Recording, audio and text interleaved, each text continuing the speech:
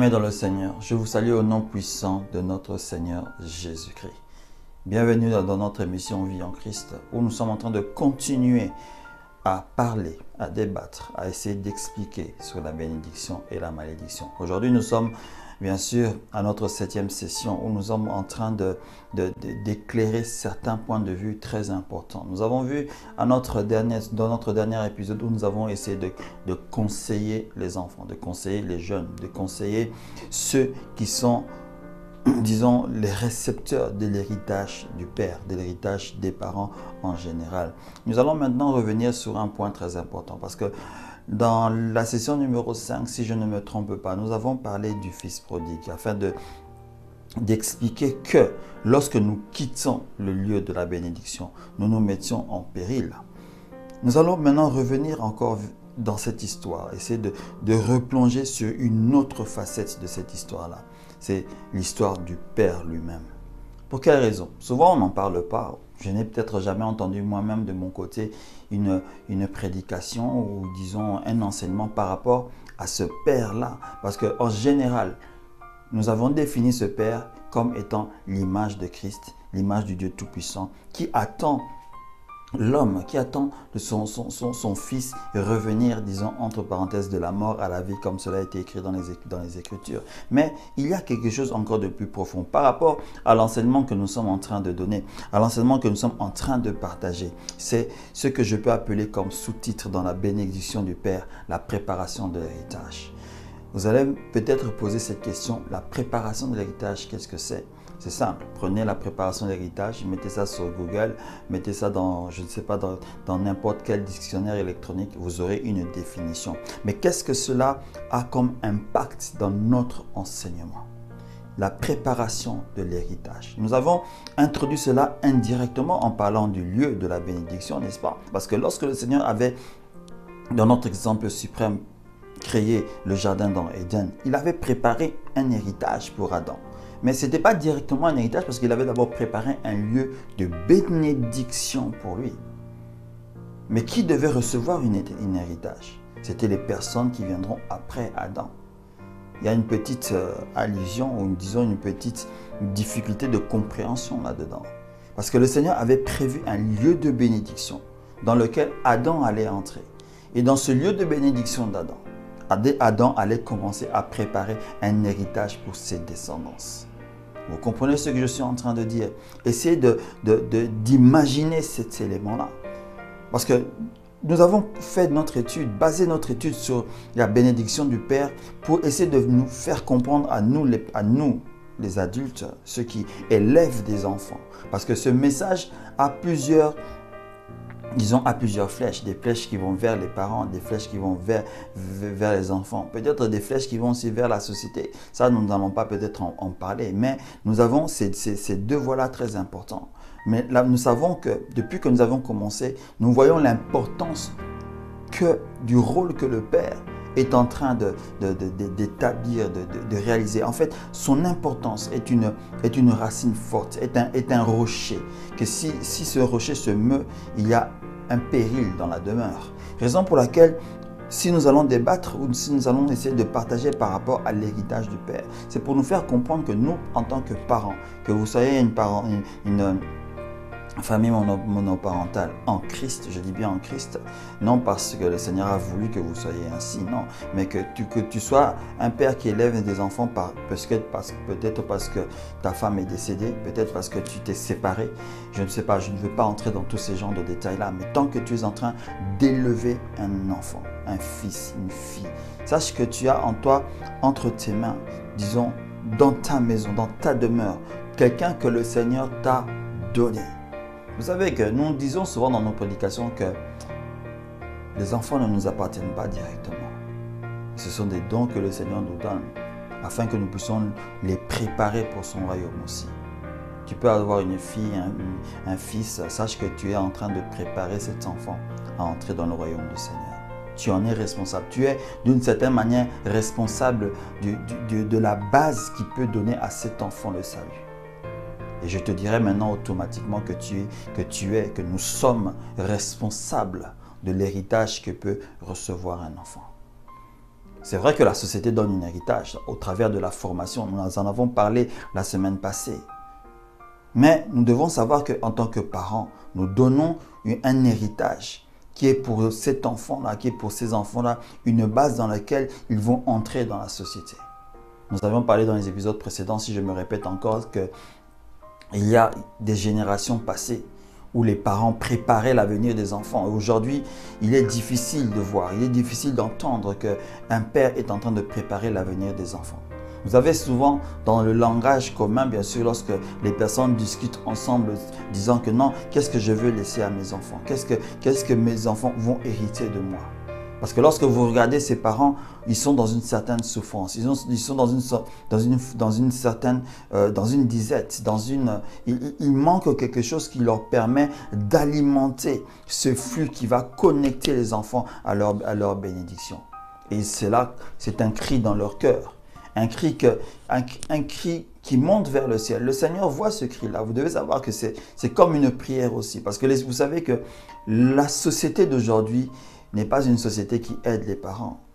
Vous êtes un parent, vous êtes en train de me suivre, vous serez d'accord avec moi que la société d'aujourd'hui ne nous aide pas à préparer l'héritage des enfants.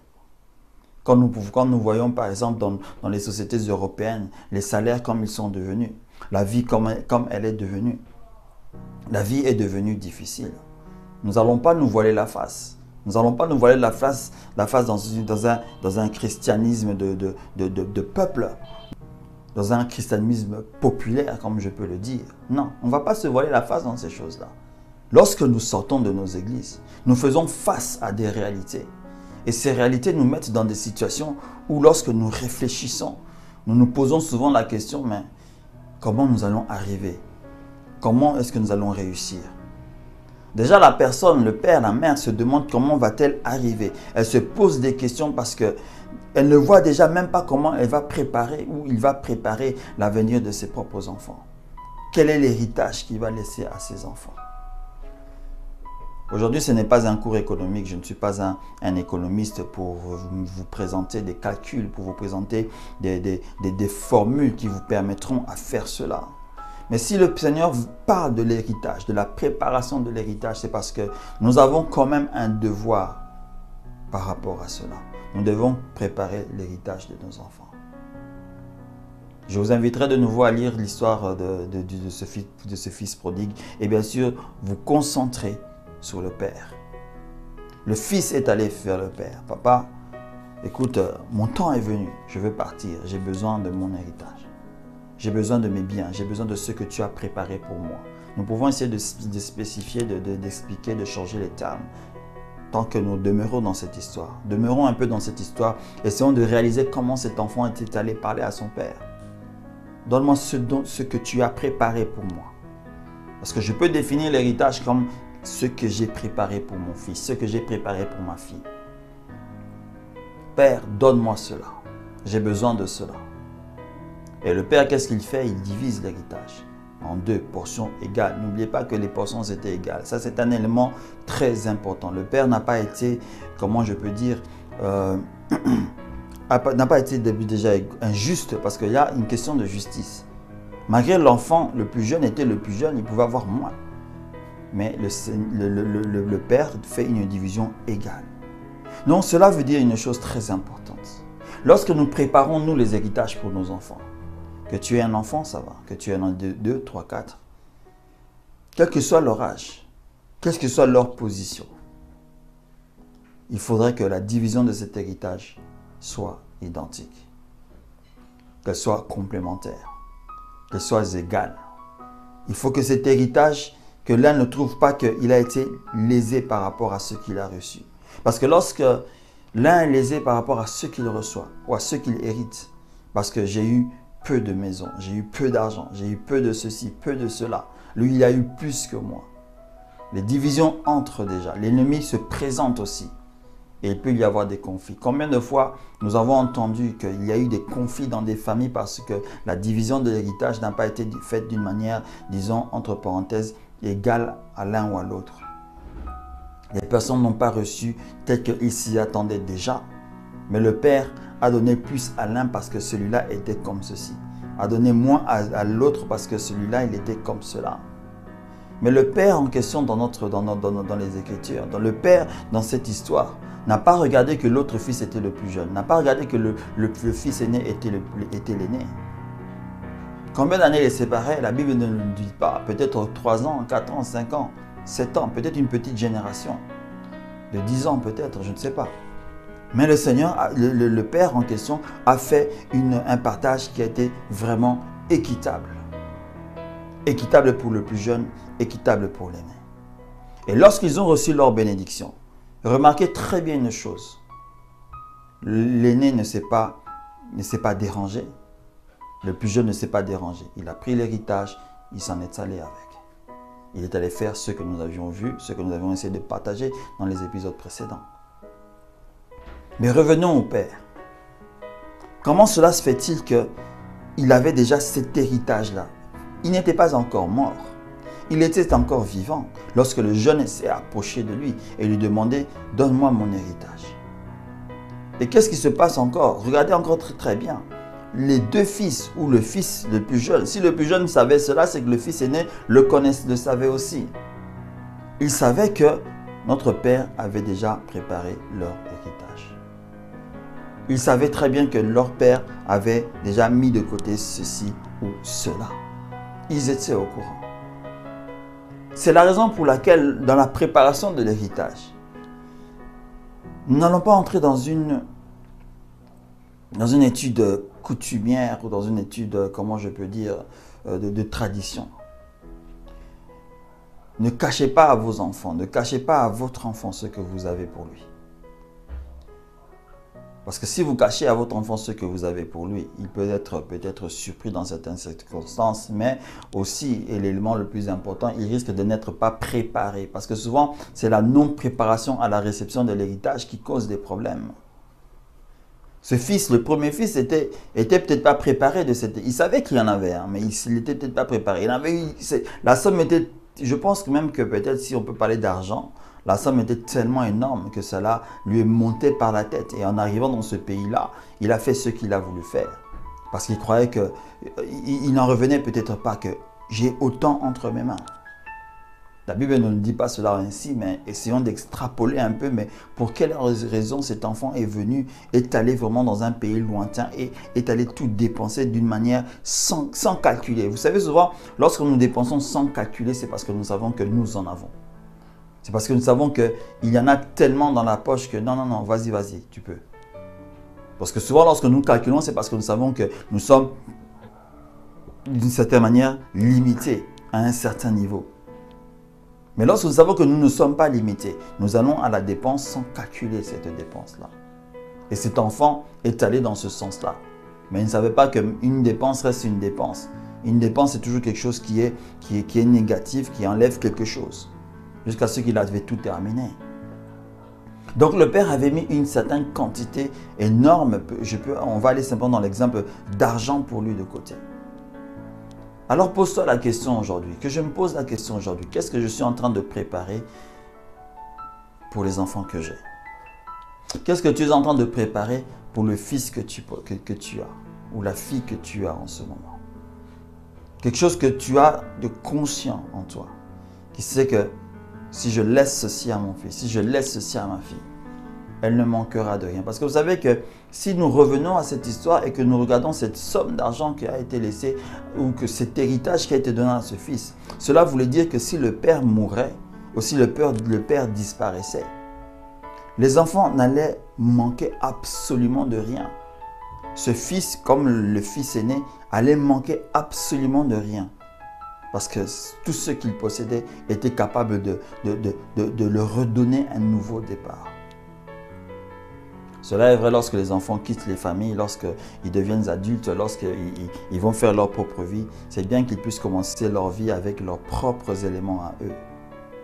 Mais n'oubliez pas que lorsque nous rentrons dans la tradition hébraïque ou la tradition juive, si vous désirez, lorsque nous regardons les enseignements par rapport à ce Dieu qui est un Dieu générationnel, souvenez-vous ce que nous avions dit, nous n'avions pas, nous, les droits en tant que chrétiens. Nous devons déjà essayer d'accepter cette réalité, parce que c'est une réalité qui est biblique. Vous allez trouver cela dans la parole de Dieu, dans les Écritures.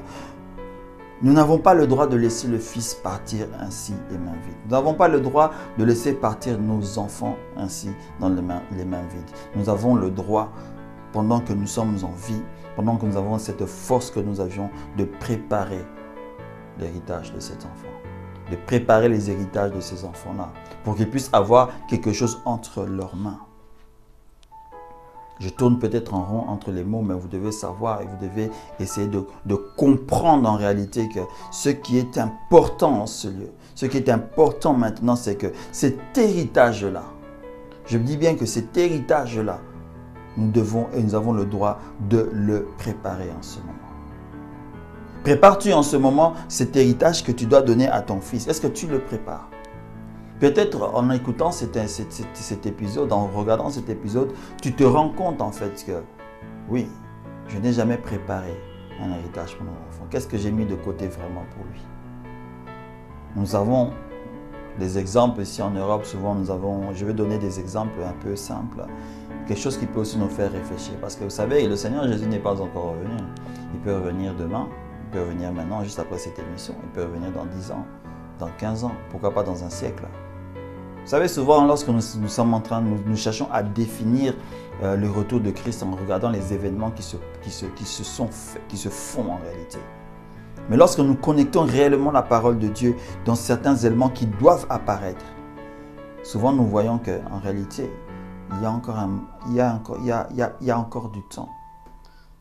Un temps que je ne peux pas définir parce que ce temps peut être aussi court qu'aussi long. Parce qu'il y a certaines choses qui ne se sont pas encore passées. Nous allons vous inviter à regarder l'émission Fils hier, aujourd'hui et demain où nous connectons certaines réalités non seulement humaines et non seulement spirituelles qui pourront vous ouvrir les yeux par rapport à certaines réalités qui sont dans l'Apocalypse aussi.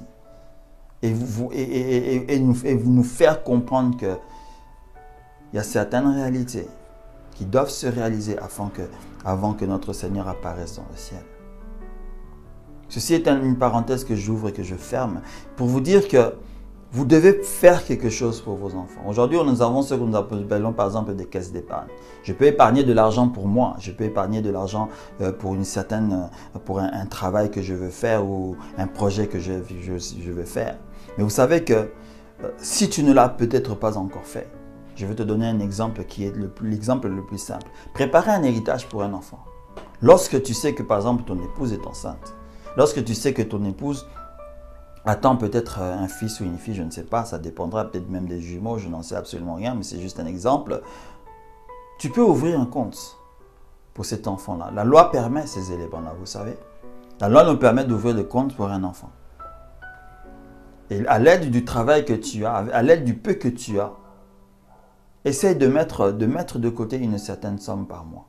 Je ne connais pas ton salaire, je ne connais pas combien tu gagnes dans ta vie. Peut-être tu gagnes quoi, 1 000 euros, 2 000 euros, 3 000 $, 4 000 $. Tout dépend de ton revenu. Je ne sais pas quel est ton revenu. Ce choix t'appartient. Fais simplement un simple calcul. Mets 100 $ ou 100 euros ou 100 francs suisses de côté chaque mois dans ce compte-là. Jusqu'à ce que l'enfant aura 18 ans. Tu envoies toujours cette somme. Quelles que soient les circonstances, tu envoies cette somme à l'intérieur de ce compte-là. Faisons maintenant le calcul. Tu as envoyé 1 200 € par an. Et tu multiplies les 1 200 € par an. Tu es, je pense, à combien? Si on fait 1 200 fois 10, tu as presque à 12 000, je crois. C'est ça, oui. Et il manque encore 8. Les calculs deviennent... Enfin bref, tu approches peut-être presque les 20 000, disons. Comme ça. Je n'ai pas fait de calcul exact, excusez-moi. Je n'ai pas de calcul avec moi. Je n'ai pas voulu faire aussi des calculs dans la tête rapidement. Donc, essayez de faire le calcul par vous-même. Vous allez voir que vous approchez 20 000 $, 20 000 euros, 20 000 francs. Peut-être qu'il pourra arriver que vous y mettez aussi certains extras parce que vous avez eu certains extras. Et il peut arriver qu'à la fin, lorsque l'enfant aura ses 18 ans, il se retrouve comme ça dans ce compte à 30 000 €. Vous savez que représente 30 000 € pour un jeune qui termine l'université Parce que même si on dit qu'il termine l'université, parce que vous avez continué, ça dit qu'il est allé au-delà de ses 18 ans, qu'il termine l'université et qu'il doit commencer sa propre vie. Il vient de se marier, maintenant il va faire ce qu'il doit faire. Vous remettez à cette personne 30 000 € gratuitement comme ça. Si vous avez 2 enfants, imaginez que vous avez fait ça pour 2 enfants. Vous leur remettez 30 000 € comme ça gratuitement.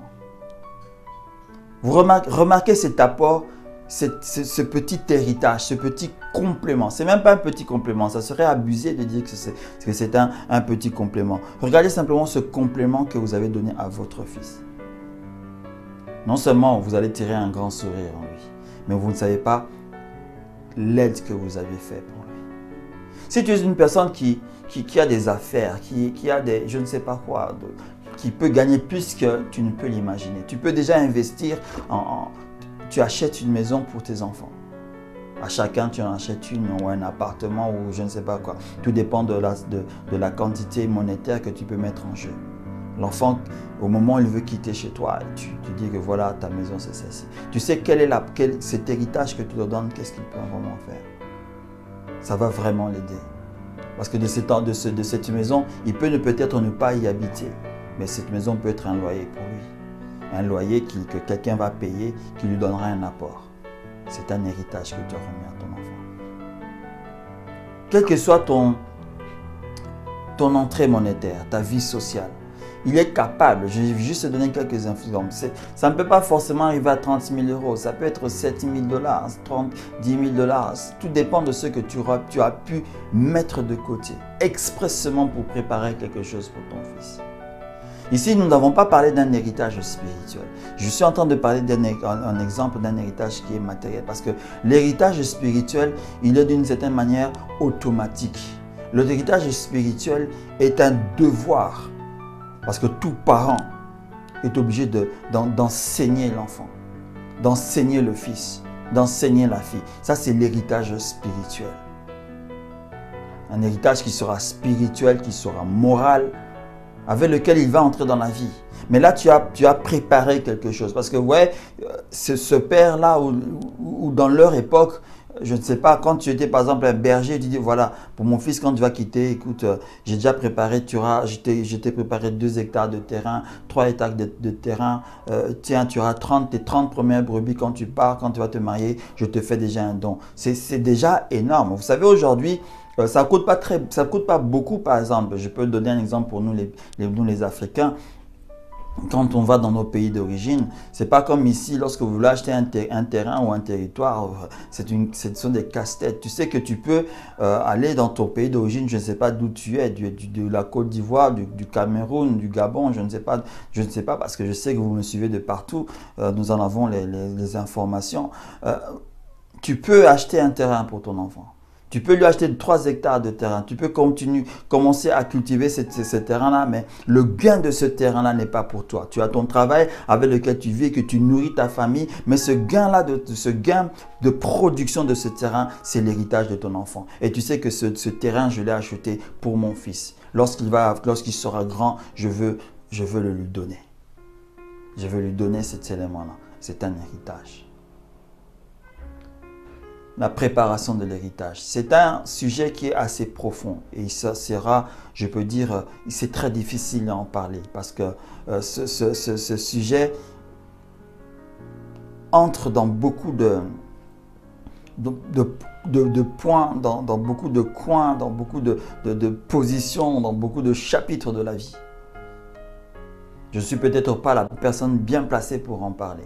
Parce que si on doit parler de la préparation de l'héritage, je crois que nous devions avoir une personne qui a fait de l'économie pour nous parler de comment préparer financièrement quelque chose. Nous, on aura peut-être besoin déjà d'autres enseignants bibliques pour nous faire asseoir certaines réalités qu'il y a derrière l'enseignement, dans l'enseignement spirituel qui se connecte aussi avec cet héritage matériel. C'est vraiment un élément qui est vraiment vaste, mais si je l'ai condensé dans cette session simplement, dans cette petite session, c'est simplement pour nous réveiller. Parce que c'est quelque chose qu'aujourd'hui, tu peux te lever un jour, toi père, Tu as peut-être des amis autour de toi. Tu as peut-être une certaine clique avec laquelle vous sortez, vous faites vos 400 coups de grand. Posez un jour la question à ton ami. Pose-leur la question, mais qui est-ce qui prépare l'héritage de son fils? Qu'est-ce que tu as mis de côté pour ton enfant lorsqu'il quittera chez toi? Parce que souvent aujourd'hui, la société européenne, malheureusement, la société occidentale nous fait voir une chose, nous ordonne de ne rien préparer pour l'enfant souvent. De dire qu'il va être lâché à la nature, dans la nature. On va le lâcher dans la société comme ça. Il doit lui-même se préparer. Il doit lui-même se débrouiller parce que lui-même doit faire ses choix. Non, c'est un mensonge, c'est démoniaque. Parce que vous savez que les choix de cet enfant-là peuvent dépendre de l'enseignement que tu lui donneras. Raison pour laquelle la parole de Dieu, les Écritures nous poussent à enseigner nos enfants, afin qu'ils ne puissent pas s'éloigner de cette voie-là que nous sommes en train de lui donner. Raison pour laquelle si j'enseigne mon enfant certaines choses, c'est parce que j'attends de lui certaines réalités, certaines actions de sa vie.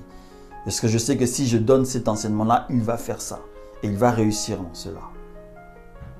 Posez des questions à vos amis, vous allez voir. Peut-être 1 seul sur 5, 1 sur 10, voire même 1 sur 20, peut-être même personne. Réveillons-nous dans le nom de Jésus-Christ. C'est le temps que nous devions préparer l'avenir de nos enfants.